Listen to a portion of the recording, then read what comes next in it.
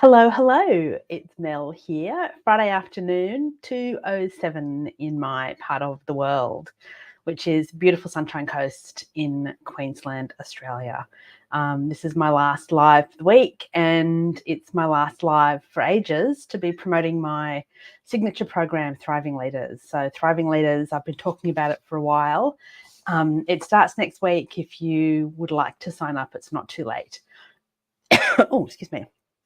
I thought I'd just share a few things about what's in it and who it's for in case you're still a little bit uncertain. So it's an 8-week program that is partly self-paced through a series of videos and worksheets and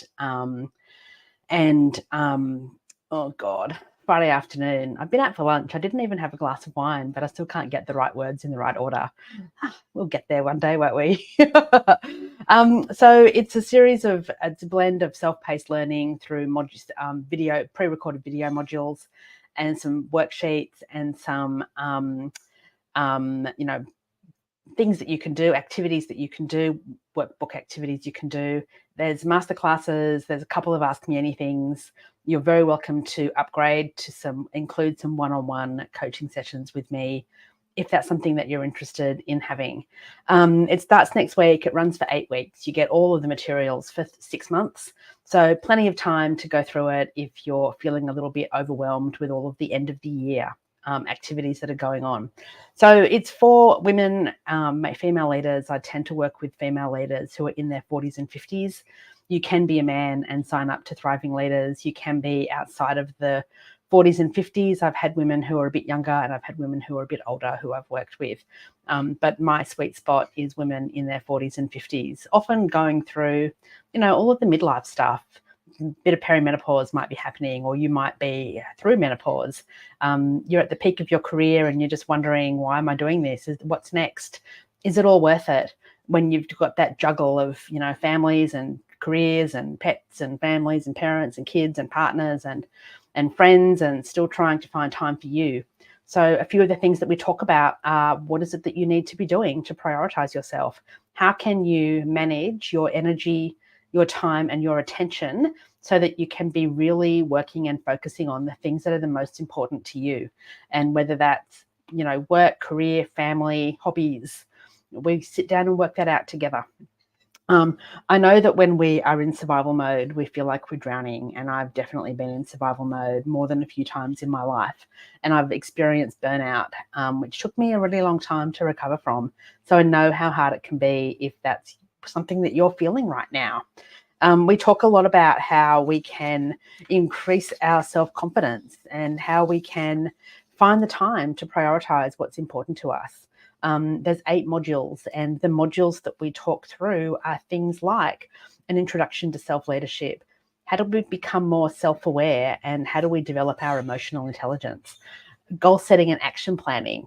And we have a half a day included in the program where we start mapping out, what do we want 2024 to look like?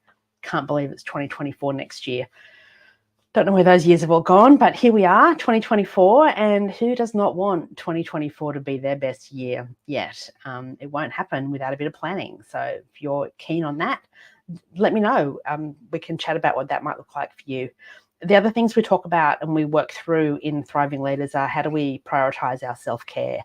How do we put ourselves at the top of our own to-do list? And what do we take off? Like, what do we put on our to-don't list, so that we can spend more time doing the things that we want to do?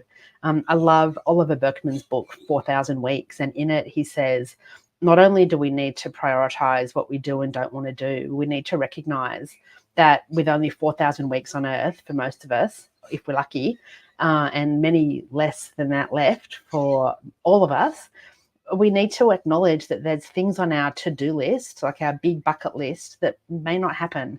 And so how do we streamline that list so that we are really focused on the things that we really, really want to achieve so that we can? Lots of education and learning around that. We talk a lot about, how do you make decisions? How do you solve problems, particularly when you're not feeling it, or when you've got a values misalignment, or there's an ethical compromise. We talk about, how do we create capacity, which comes back to what do we need to do to make sure we have the time, the energy, and the attention to do what's really important to us? How do we communicate so that we create real connection and sustained engagement? How do we have hard conversations? And hard conversations can include things like giving and receiving feedback, having to give bad news to an employee, having to have the difficult money conversation with our partner. There's a lot of different things that can make up what a difficult conversation looks like, and we work through how we can do that in a way that's as stress-free as possible. And then finally, and really the whole program is around how do we build our self-confidence and how do we become more assertive. I've just finished reading. I need to get my glasses adjusted. I think I said that last time I was live as well. Haven't been near an optometrist. I've just finished reading this absolutely fantastic book called The Confidence Code. And one of the reasons that women are so much less confident than men is because part of it's neurological and because of neuroscience and how our brains work, but a lot of it's because we aren't prepared to take risks. We aren't prepared to take action and take risks to do some of the big scary things that will move us forward and let us achieve our goals. And so we spend a lot of time working through what do we need to do to become more self-confident. So if any of these are things that resonate with you or that you think you'd like to know how to be better at and how to do better at, then I would love you to join me on the next round of Thriving Leaders. It starts next week. The first masterclass is next Thursday, the 19th of October. So you've got a bit of time. Officially, the doors close tonight, Friday night at 6 p.m. Queensland time.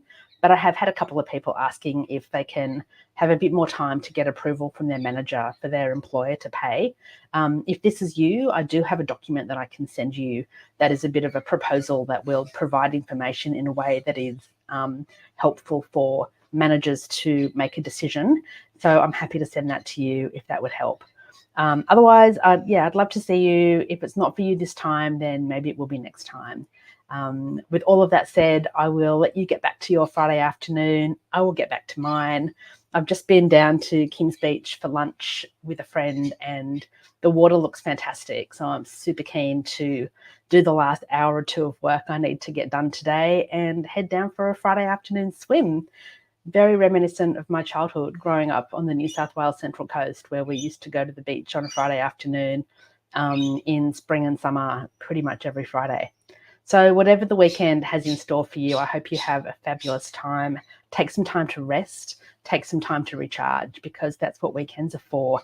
Don't forget to vote in the referendum tomorrow. I will not share my political views, but if you have followed me anywhere on social media, I'm sure you know them. Tick, yes.